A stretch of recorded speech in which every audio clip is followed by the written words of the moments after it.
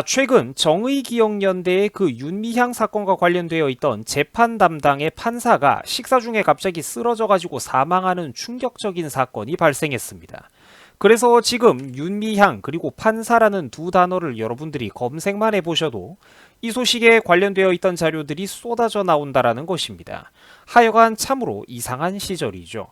참고로 이 윤미향이가 누군지는 다들 잘 알고 계실 겁니다. 사리사욕을 위해 가지고 소위 위안부 문제를 자신의 비즈니스적 도구로 팔아치웠던 인물입니다.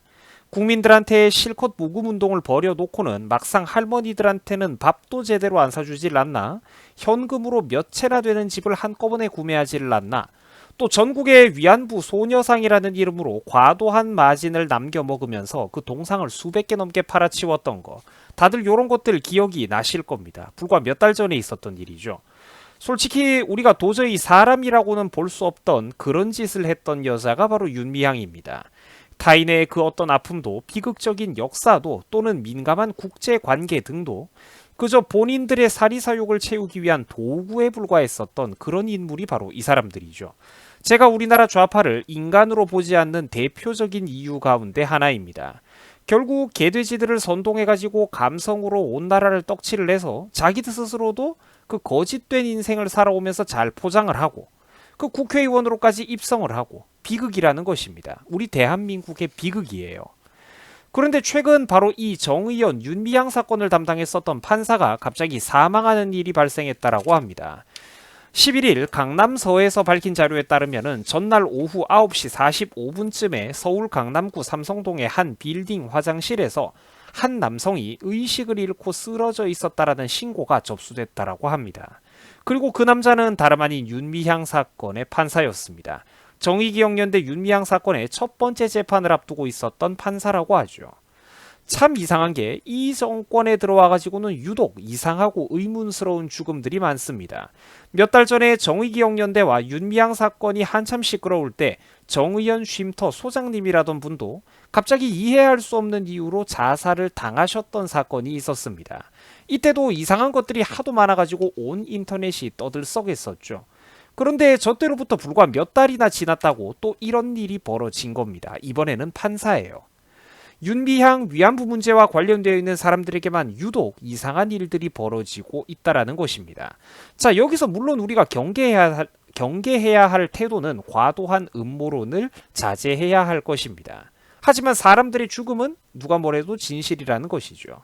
우리가 한 가지 이런 사건을 보면서 기억할 것은 음모론에 대한 시시비비를 가리는 것보다도 우리가 반드시 기억을 해야 되는 것은 사실 우리나라 좌파 세력들에게 이 무조건적인 반일 감정과 반일팔이라는 것은 대중들의 이성을 마비시키는 데 있어서 매우 유용한 도구로 오랫동안 악용이 되어 왔습니다.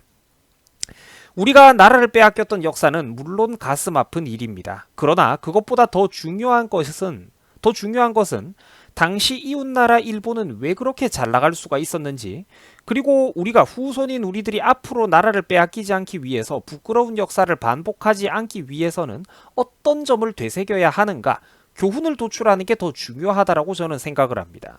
역사 교육에 있어서 가장 중요한 것은 분노와 피해의식을 주입하는 게 아니라 다시는 그런 일이 반복되지 않도록 확실한 교훈을 얻는 것입니다. 그리고 그토록 피해자들의 권리, 약자의 눈물을 외쳤던 우리나라의 좌파 핵심 세력들이 했던 짓거리를 보세요. 정작 다른 사람들의 피눈물을 본인들의 비즈니스 도구로 활용해왔다라는 겁니다. 상식적으로 저런 소녀상, 동상 따위 하나를 만드는데 8천만원, 9천만원씩 달라는 게 여러분들 말이 됩니까? 차 타고 우리가 한적한 동네 도로가를 다니다 보면은 흔히 동네마다 석상을 줄줄이 세워놓고 돈 몇십만 원에서 몇백만 원이면 돌덩어리를 기가 막히게 깎아주는 석공 아재들의 가게가 수두룩합니다. 그런 곳에 맡겨도 과연 단가를 저만큼 달라고 할까요? 아니라는 겁니다. 소녀상 한 개가 8,500만 원이다, 근 9천만 원, 1억 원이다, 이런 식으로 해대고 있는데 저런 거를 전국에 수십 개, 수백 개를 세웠다라는 말이죠. 이게 얼마나 비참하고 안타까운 일입니까? 아무리 생각해도 저건 아니라는 것이죠. 대부분의 국산 자동차들보다 저런 동상 하나 만드는데 제작 단가가 더 많이 들어간다라는 게 여러분들 말이나 됩니까? 순수 제작비는 이거 10%, 15% 미만이고 단가의 8할에서 9할 이상을 지들이 전부 다 헤쳐 먹었던 겁니다. 그러니까 윤미향이가 현금으로 집을 몇 채씩이나 살 수 있었고 이 사람 저 사람 친한 인간들 온갖 사람들을 다 고용해주면서 거들먹거리고 살 수가 있었던 거예요. 돈 떨어진다 싶으면은 할머니들을 다시 한번 앞세우고 떠밀어가지고 감성팔이 즙 한번 짜고 즙 한번 짜주면은 전국에서 개돼지들로부터 돈이 또 쏟아져 들어오고 조금만 일찍 이들에게 의혹 제기를 했던 사람들은 전부 다 그군의 친일인에 매도당하기 급급했다라는 것입니다. 박근혜 정부에서 지난 시절 박근혜 정부에서 일본으로부터 100억이 넘는 위안부 배상금을 받아왔을 때 생존에 있었던 할머니들 대다수는 놀랍게도 거기에 만족을 하고 돈을 이제 그만 수령받고 싶어 했었습니다. 할머니들에게 필요했던 것은 고통스러운 기억에 대한 끝없는 분노와 되새김질, 트라우마보다는 얼마 안 남아있는 남은 여생에 대한 도움이 될 수 있는 실질적인 도움과 그리고 평화로운 안식이 필요했던 것입니다. 그런데 윤미향이를 비롯한 정의기억연대의 관계자들이 어떤 짓을 했습니까? 일본한테 배상금을 받아가면 박근혜 정부의 배상금을 받아가면 그거 배신자들이라고 악담과 저주를 퍼부으면서 그런 거 못 받게 했습니다. 다 기억이 나실 거예요. 뉴스 기사에 다 나왔던 사건들입니다. 이쯤 되면은 국내에서 뭐 소위 극우네 뭐네 프레임 당하는 그런 인터넷 커뮤니티 사람들도 우리나라 좌파 세력들 시민단체들에 비하면 천사라는 거예요.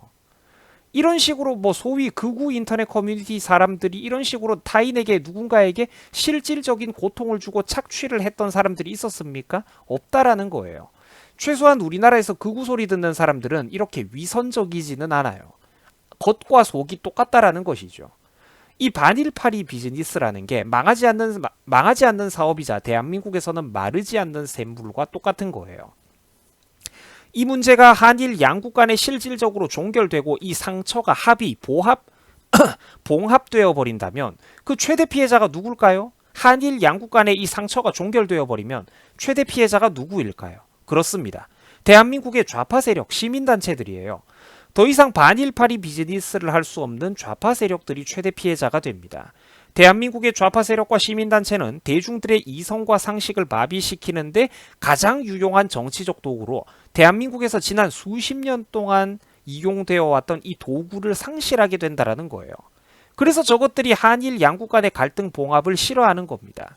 저것들이 이 더러운 치부를 덮어보려고 그렇게 악을 쓰고 억지 논리까지 끝까지 우겨대면서 지루한 장광설을 늘어놓는 이유라는 것이죠. 다른 거 다 떠나가지고 여러분 이거 한번 보세요. 돌아가신 할머니들의 장례식 때 시민들에게 거둬들였던 조의금을 가지고 지들 멋대로 사드 반대단체에 지원하고 탈북자들을 다시 북한으로 강제 북송시키는 그런 북송 추진단체들에게 자금 지원을 했다라고 합니다. 위안부 할머니들의 조의금 목숨값으로 말이죠. 사람이 아닙니다. 사람이. 정말로 이런 건 사람이 할 짓이 아닌 거예요. 애들 장난이라니까 우리가 뭐 막말을 하네 어쩌네 이런 것들은 사람이 할 짓이 아니에요. 좌파의 아킬레스건 가운데 하나가 바로 이 윤미향과 반일파리 비즈니스가 들통났었던 이 사건입니다. 좌파의 아킬레스건이에요. 지난 수십 년 동안 우리 대한민국을 잘못된 방향으로 감성과 분노의 도가니로 몰아넣었던 그 도구가 뽀록나고 있지 않습니까? 그래서 저것들이 그렇게 발광을 하는 거예요. 원래 여파가 어마어마했어야 되는 사건이고 여기에 지난 수십 년 동안 직간접적으로 연관되어 있고 지원을 받았던 민주당의 정치인들 꼭 또 뒷배를 봐주고 오히려 활동을 장려하기까지 했던 민주당 정치인들까지 싹 다 수십 명이 모가지가 날아가고도